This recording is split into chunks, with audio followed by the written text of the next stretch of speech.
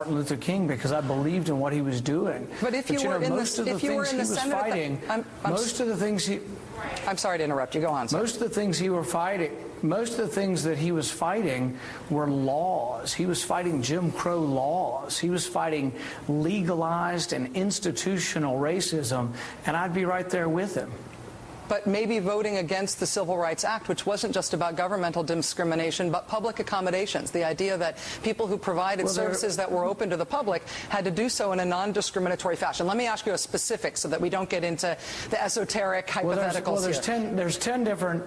There's 10 different titles, you know, to the Civil Rights Act, and 9 out of 10 deal with public institutions, and I'm absolutely in favor of. 1 deals with private institutions, and had I been around, I would have tried to modify that.